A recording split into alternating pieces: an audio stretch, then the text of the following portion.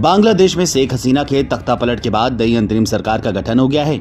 Nobel पुरस्कार विजेता doctor Mohammad Yunus और नई अंतरिम सरकार में शामिल सदस्यों को बांग्लादेश के राष्ट्रपति मोहम्मद शाहबुद्दीन ने पद और गोपनीयता की शपथ दिलाई है।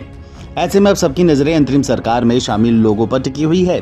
बांग्लादेश में 17 साल बाद किसी अंतरिम सरकार का गठन हुआ है। इसके बाद 15 साल तक शेख हसीना ने 15 साल बांग्लादेश की सत्ता पर एक तरफा राज किया था।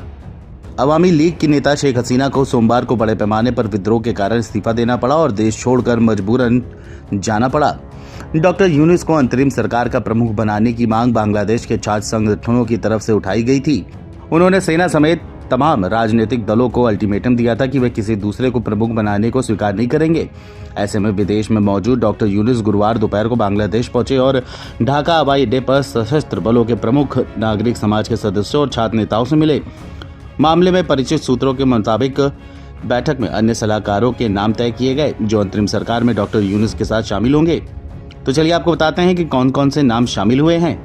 प्रोफेसर मोहम्मद यूनुस मुख्य सलाहकार, सैयदा रिजवाना हसन बेलाकी मुख्य कार्यकारी, फरीदा अख्तर महिला अधिकार कार्यकर्ता, आदिलुर रहमान खान अधिकार के संस्थापक, AFM खादिल हुसैन हिफाजत इस्लाम के नायब अमीर और इस्लामी आंदोलन बांग्लादेश के सलाहकार, नूरजहां बेगम ग्रामीण दूरसंचार ट्रस्टी, शर्मीन मुर्शीद स्वतंत्रता सेनानी, सुप्रीत चकमा अध्यक्ष CHTDB।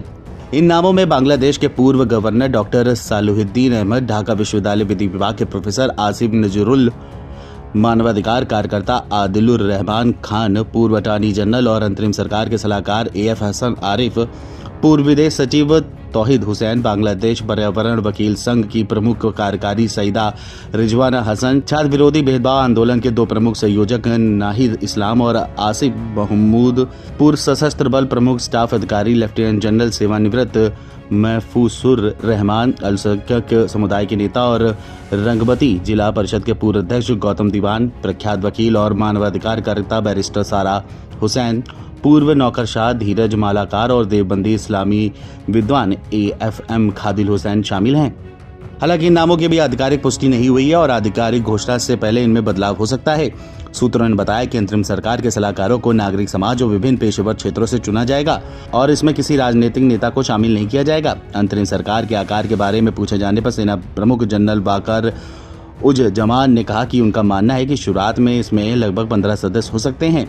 हालांकि 1 या 2 और लोगों को जोड़ा जा सकता है। अंतरिम सरकार का मुख्य सलाहकार प्रधानमंत्री के बराबर होता है और अन्य सलाहकार मंत्रियों के बराबर होते हैं।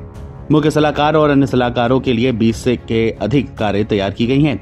पुष्टि प्राप्त होने के बाद ये कारें उन्हें बंग भवन में शपथ ग्रहण समारोह में ले जाने के लिए उनके घरों पर भेजी जाएंगी। यह अंतरिम सरकार एक निश्चित अवधि के लिए देश का नेतृत्व करेगी और निर्वाचित सरकार को सत्ता हस्तांतरित करने के लिए चुनाव की देखरेख करेगी। Video desk NBT online.